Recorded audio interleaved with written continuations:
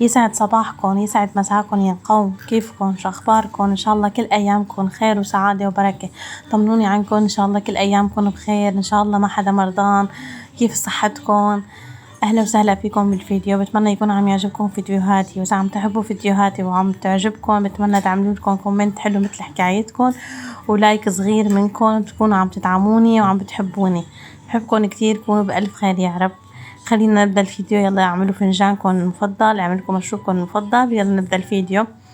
طمنوني عنكم اول شي، كيفكم؟ ان شاء الله بألف خير، ان شاء الله ما في مرض. لسه هلا في انه عم بيقولوا المرض يعني هلا بالاخص الجو هيك عم يتغير، شوي بتلاقوا برد شوي بتلاقوا شوب، فانه الحمد لله يا رب. مهم الصحة تكون بخير، يعني عن جد كل شي مع الوقت بيتروح وبيتغير وكل شي يعني، بس الصحة اهم شي. واحد ما يمرض، يعني ما يعني يمرض، ما يتعذب كذا يا رب. ان شاء الله دايما تكونوا بألف صحة. هاي عم باخذ البصلة.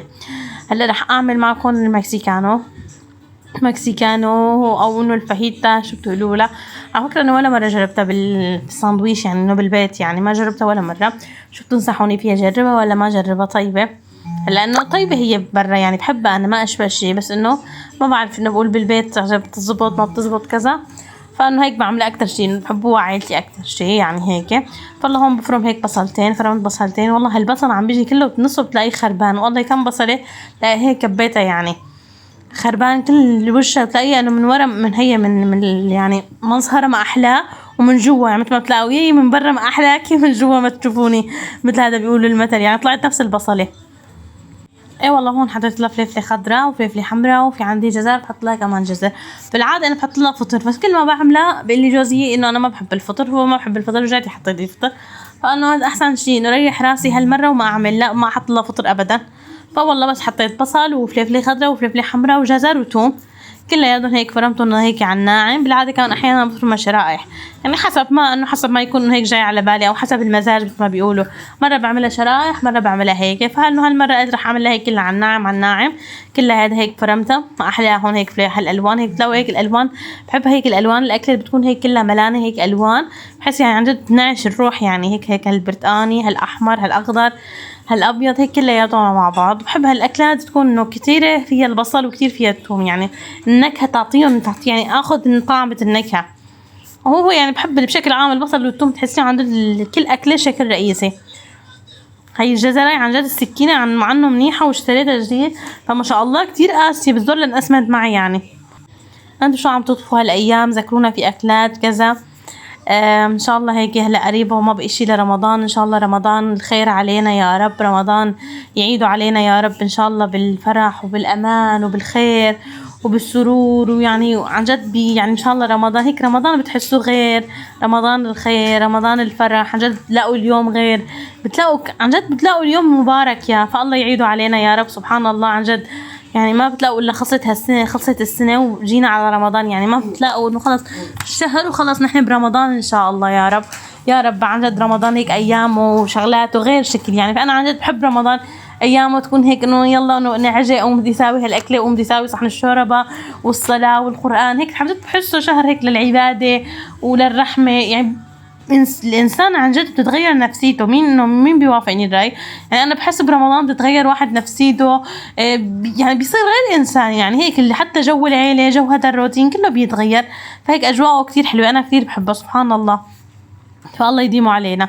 هون والله حطيت اول شي كان عندي صدر هيك مقسم وخالص، بقليه مع شويه سمنه ومع شويه زيت، قلدوا هيك كلياتهم مع بعض. بعد ما هيك تغير لونه بحط الخضره اللي فرمتها معكم، فلفله خضراء والفلفله حمراء وهيك كلياتهم فرمتهم اياهم مع بعض، وحطيتهم كمان بقليهم هيك بشوحهم. بعدين ضفت ملح وبهار شويه فلفله حمراء، وحطيت شويه كاري ومكعب ماجي ومية بندوره، وحطيت لها شويه صويا صوص بعطيها هيك انه نكهه طيبه. والله وحطيت لها المية المندورة وحطيت لها ميتها وحطيتها هيك للتغلية، يعني هي بتلاقوا انه 3/4 ساعة بتلاقوا انه خلاص خلصت وجاهزة.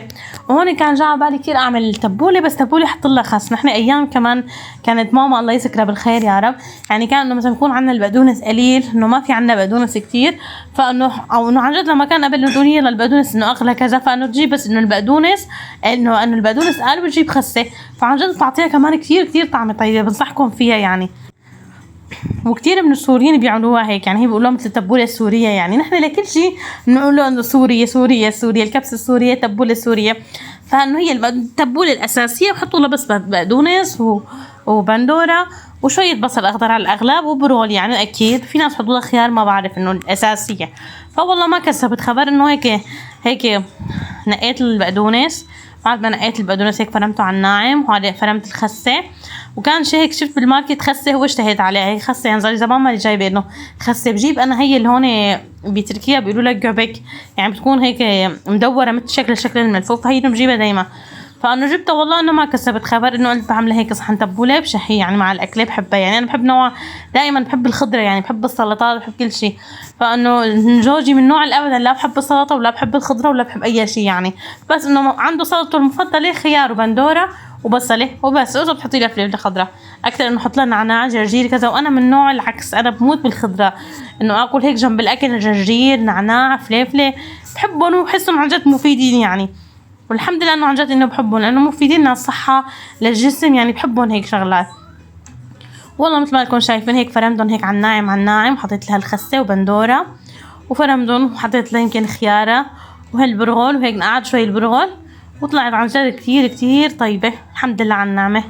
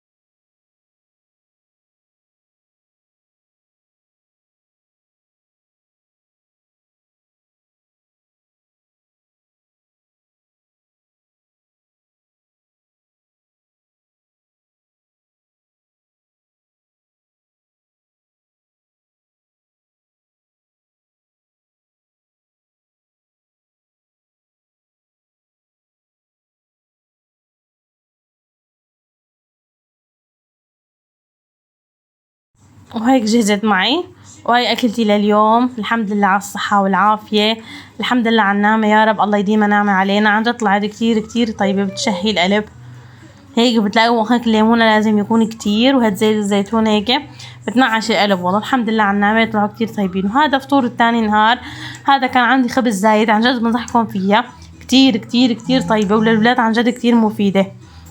هذا خبز بقسمه هيك مشكل مربعات بالسكينة، وبحط بيضتين هيك بصحن زبدية صغيرة، بيضتين وكاسة حليب وملح وبهار، وببلشن هيك مع بعض مثل هيك بلتهم يعني والشقفة، وبقليهم بشوية زيت. عن جد كتير طيبة وكتير مفيدة. وحتى الخبز انه ما بيروح هيك هدر، ما بتلاقوا انه تاني يوم الخبز انه بكون بايت وهيك شي يعني مو تازة. فوالله هاي طريقة كتير يعني لإعادة التدوير، يعني نزلتها معكم انا بالفيديوهات الصغيرة، جد نزلها هون معكم انه ما احلاها، عن جد كتير طيبة ولذيذة. وهون طبعا بعد مع الفطور وبعد ما هيك اللملمه بتلاقوا عن جد البايت قايم وقاعد. فانه قمت كنسها الاراضي وعملت مسحه هيك الاراضي خفيفه نظيفه هيك يعني بعد الاكل. وان شاء الله هيك كله يعني مع بعضنا كلياتنا، لا البيت اللملمه بتخلص ولا الحوسه بتخلص ولا عن جد شو بدك تطبخي شو بدك تعملي ما بيخلص. بتلاقوا عن جد اليوم كيف عم بيروح كيف عم بيمضى ما بتعرفوا. بتفيقي الصبح بالاخص هلا ما في مدارس، فانه بتفيقي الصبح يلا فطور ويلا نلمي الفطور للاولاد، وهذا شو بده وهديك شو بدها. وبعد ما بتلمي الفطور خلص بدك تلملمي، واذا عندك ولد صغير عن جد يعني والله عن جد الامهات الله يعينهم عن جد. والله يعين طبعا الرجال اللي براد البيت، بس انه عن جد الامهات انه صحيح انه هن بالبيت اللي ما عم يشتغلوا، بس عن جد اليوم كيف بيخلص وكيف انه هذا بدك تقنعي كيف بده ياكل وهذا شو بده ياكل. فعن جد الله يلبسهم العافيه كل هالامهات، والله يخلي لنا فوق راسهم، والله يلبسنا العافيه نحن. يعني عن جد اليوم كيف بيخلص ما بتعرفوا، بس انه الحمد لله يا رب على كل حال. وهون والله بلش مسح الغاز، لا انا رح لكم شغله، عندي لكم مفاجاه، يعني مو بعرف اذا هي لكم مفاجاه ولا الي مفاجاه، بس عندي يعني الي انا بالنسبه لي بحياتي في خطوه جديده بحياتي رح ابلشها ان شاء الله يا رب. يعني رح تكون خطوه ان شاء الله يا رب تكون خير علي وبركه، يعني رح اجريها ان شاء الله. ادعوا لي بالخير، ادعوا لي انه ان شاء الله تكون خطوه منيحه لإلي ويسر لنا امرنا يا رب. بس الا ما رح اقول لكم اياها، انتم حذروها شو هي الخطوه، وان شاء الله قريبا بس انه صارت وعملناها كل شيء ان شاء الله يا رب رح احكي لكم عنها اكيد. ان شاء الله تكونوا بألف خير يا رب. وهون هدول الجليات هيك بلشتها. هلا شو بتقولوا شو هي الخطوة؟ يعني شو بتلاقوا انه شو بتحسون شو هي الخطوة؟ فانه خلص لا ما رح اقول لا انه خلص ان شاء الله يا رب، يعني بس بلشت الخطوة وخلصنا، يعني هو بلشنا فيها، فانه ان شاء الله يا رب انه بس تكمل على الخير وتتمم بالخير ان شاء الله. رح احكي لكم اياها، بس هي خطوة بحياتي، يعني خطوة مثل عادي، يعني انه تغيير لحياتي ان شاء الله يا رب. ان شاء الله يا رب تكون خير بحقنا يا رب، والله ييسر لنا الامرنا.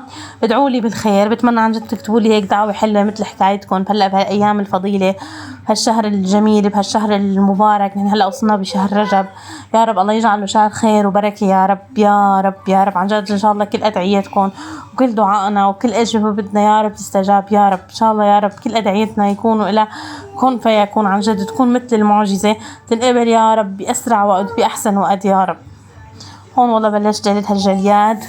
هلا الفيديو هذا نهاية الفيديو، ما بقي شي الفيديو رح يخلص. بتمنى يكون عجبكم الفيديو، بتمنى تكونوا بألف خير، بحبكم كتير، وكومنتات حلوة مثل حكايتكم ودعوات بتجنن لإلكم ودعوات حلوة لإلي مني لإلكم، وانتم كمان اكتبوا لي دعوات حلوة يا رب. تكونوا بألف خير ان شاء الله، تكونوا حبيتوا الفيديو، كونوا بألف خير واستنوني في فيديو جديد. وقولوا لي شو هي الخطوة، شو برأيكم انتم، اعطوني هيك افكار. عن جد حابه اعرف شو انه انتو شو بتفكروا، يعني شو حاسين انتو، الشعور اللي عندكم شو حاسينه. وهلا بعد هالجلياد وكذا اكيد بدها كاسة نسكافيه بقى نقعد نريح فيها. يلا كونوا بألف خير، بحبكم كتير، بأمان الله.